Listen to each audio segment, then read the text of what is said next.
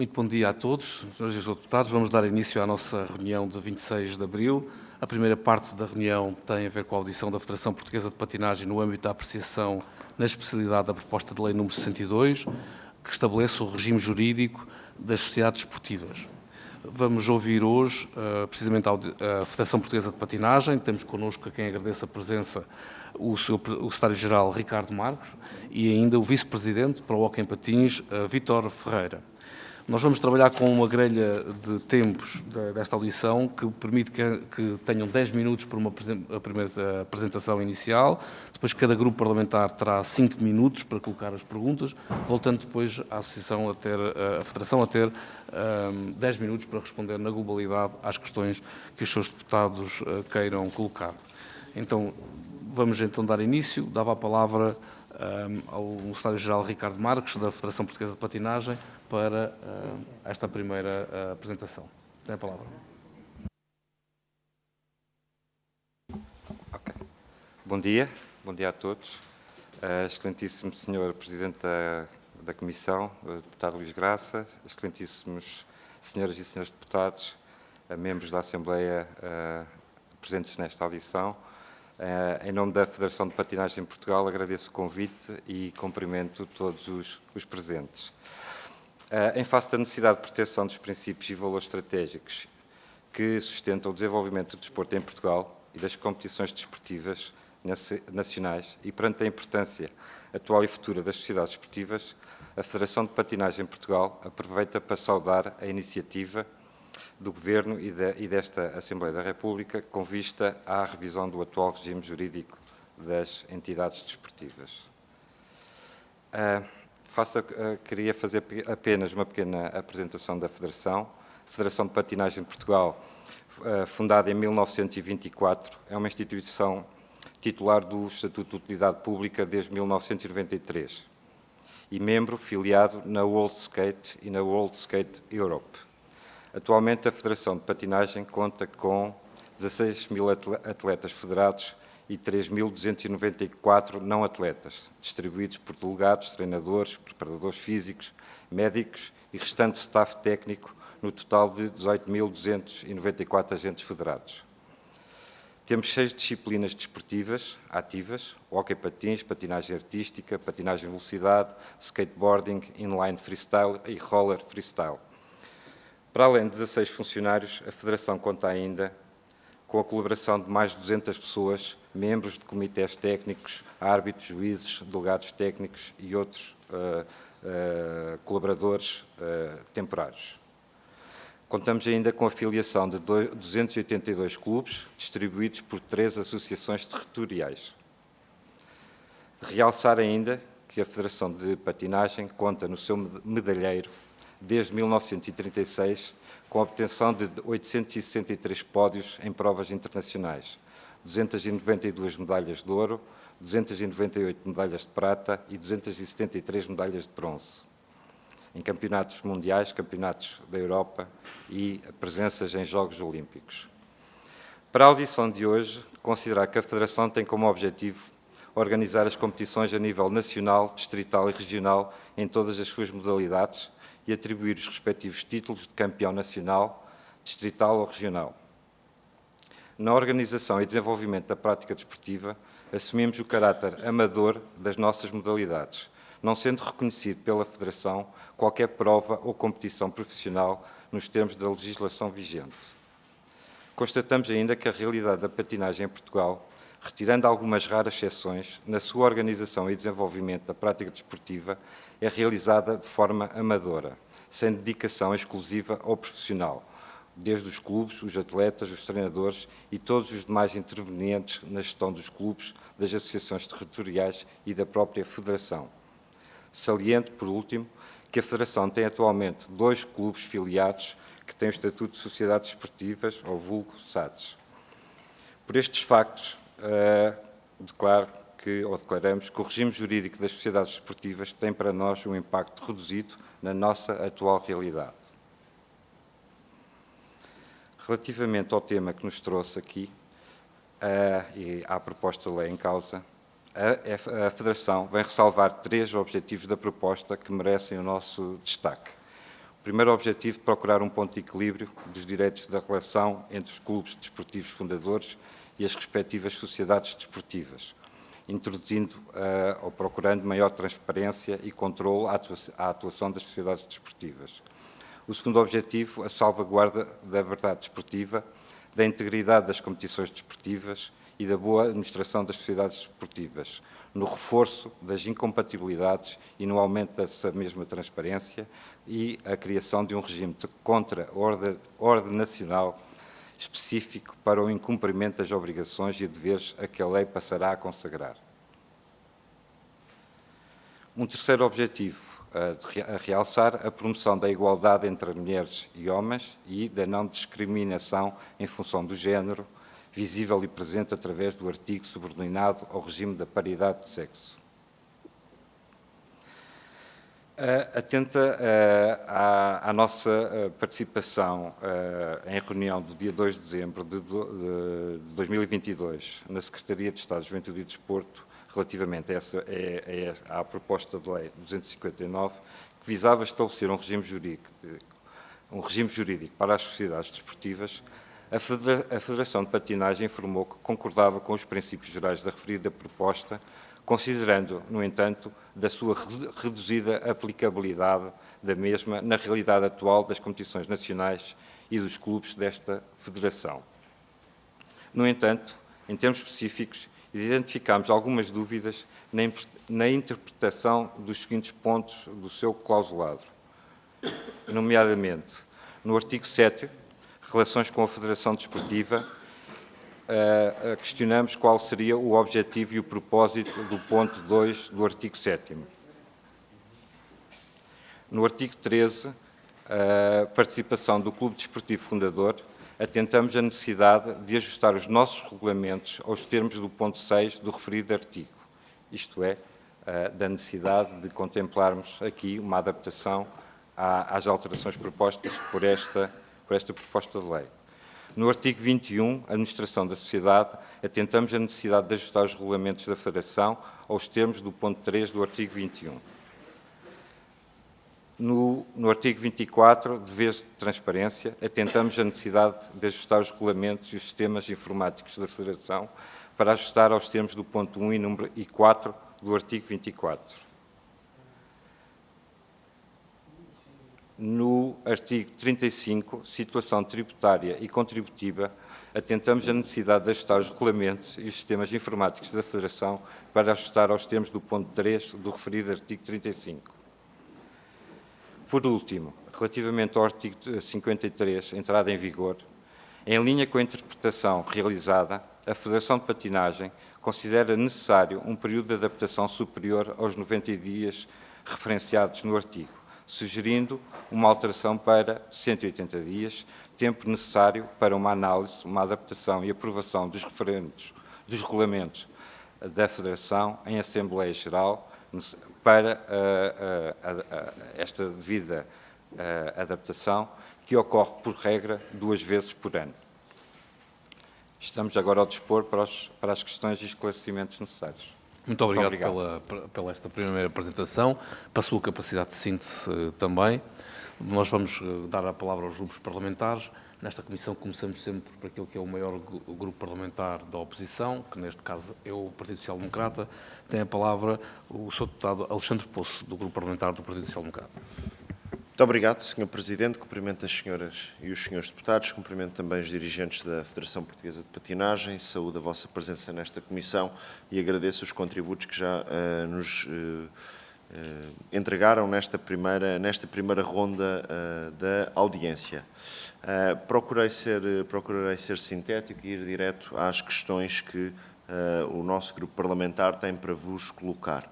Em primeiro lugar, nós gostaríamos de saber se com esta proposta consideram que está efetivamente assegurado o objetivo de prevenir os fenómenos de fraude, de conflitos de interesse e de branqueamento de capitais.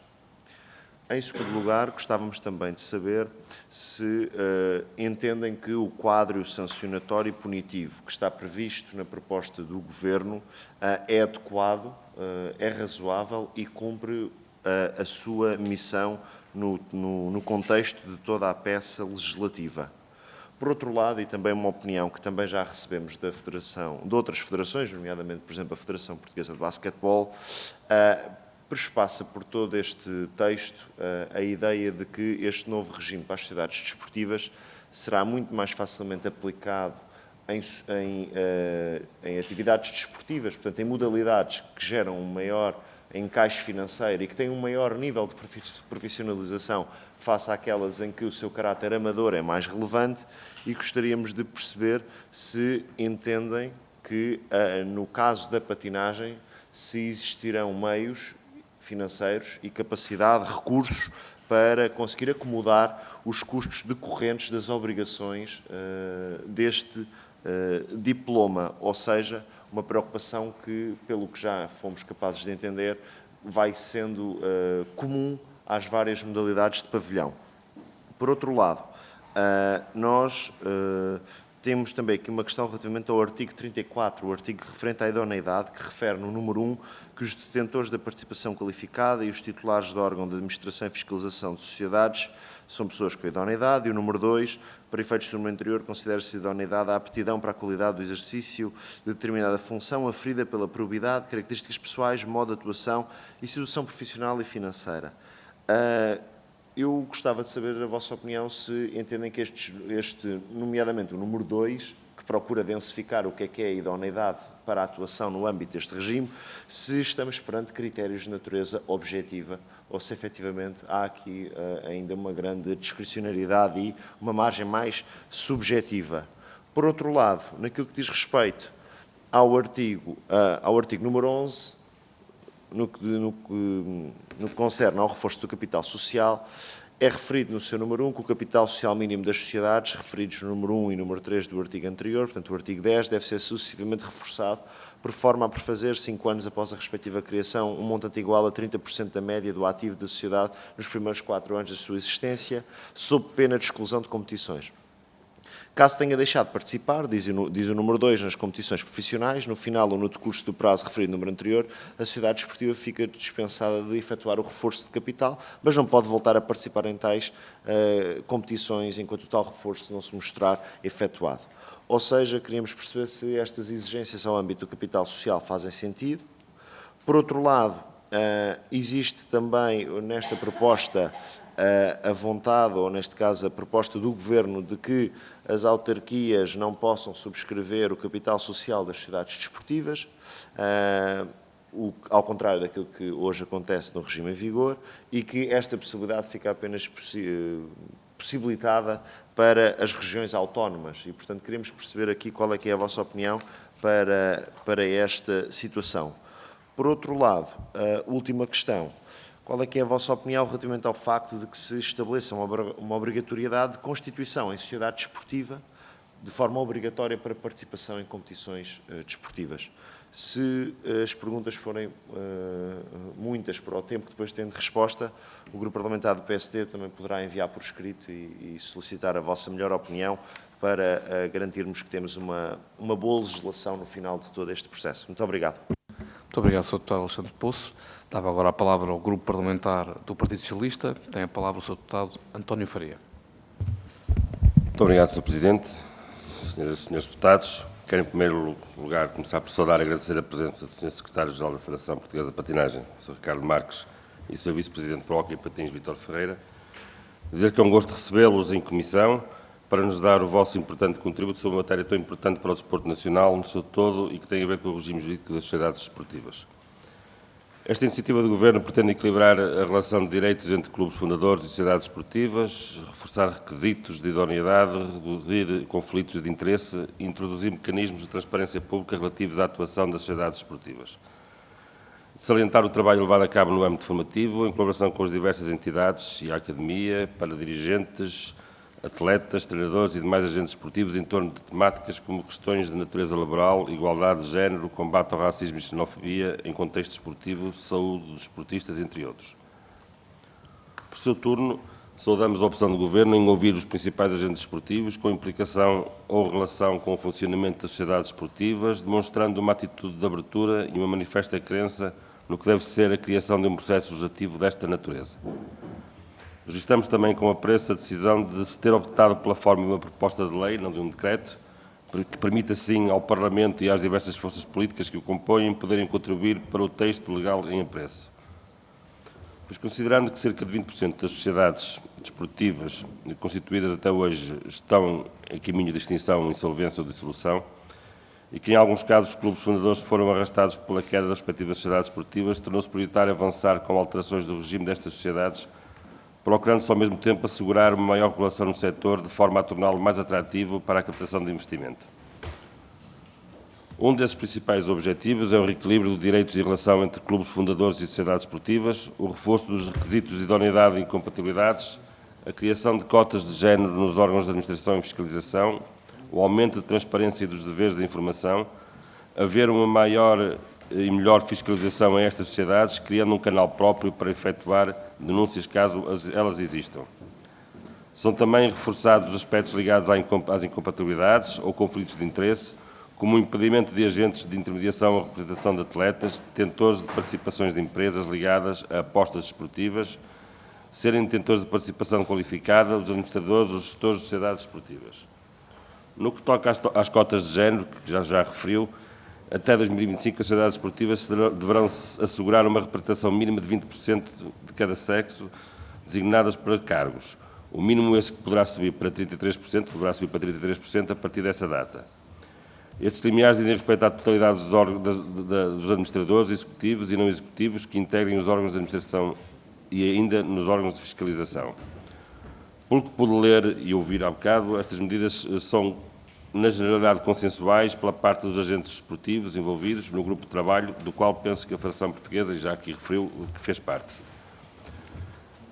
Deu aqui algumas vantagens, referenciou 3 vantagens deste projeto de lei. No entanto, fez também aqui algumas considerações relativamente a alguns artigos que gostaria que fossem alterados, embora aquilo que percebi, a maior parte deles é uma questão interna, que poderão ser um ajuste ou não a esse regulamento. Aquilo que lhe pergunto, o que lhe perguntamos, é que, passados estes 2 meses de trabalho, provavelmente houve alguma coisa que terá passado e que agora, com a experiência destes 2 meses, poderão achar importante acrescentar ainda a este documento.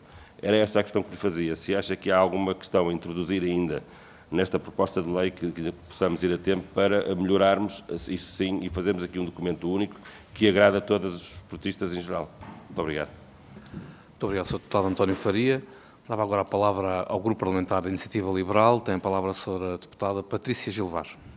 Obrigada, Sr. Presidente. Cumprimentar todos os senhores deputados, cumprimentar os representantes da Federação Portuguesa de Patinagem.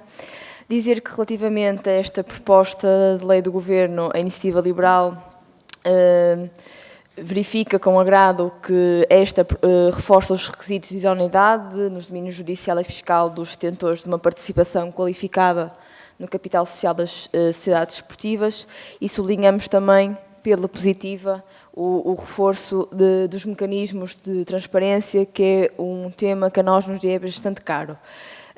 Também merece o nosso apoio, como também já tivemos a oportunidade de referir anteriormente, a recuperação do equilíbrio entre aqueles que são os direitos dos clubes e das sociedades esportivas. Do nosso ponto de vista, há, no entanto, da cautelar que o incumprimento de obrigações fiscais pelo clube fundador não pode prejudicar aquela que será a sociedade esportiva. E convém, portanto, ter presente que estas são pessoas jurídicas distintas. Também nos suscitam algumas dúvidas que o detentor de ações em sociedades anónimas possa ficar impedido de exercer o seu direito de voto em colisão com o princípio de liberdade de capitais que é garantido na legislação europeia e que assegura precisamente o exercício deste direito. Em termos gerais, ainda assim, esta proposta constitui, no nosso ponto de vista, um passo positivo no enquadramento legislativo relativamente a esta matéria, que há muito tempo precisava de uma revisão.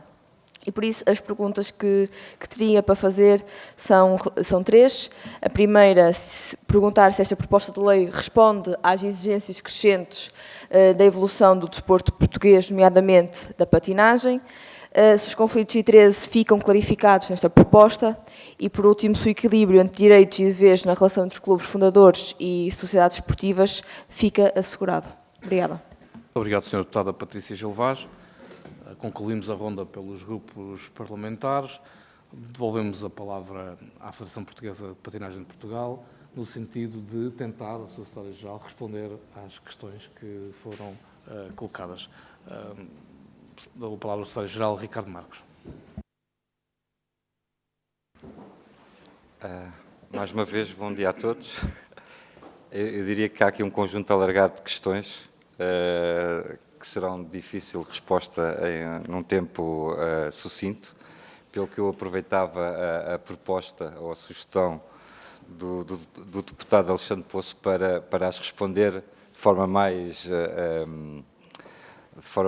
cuidada com tempo.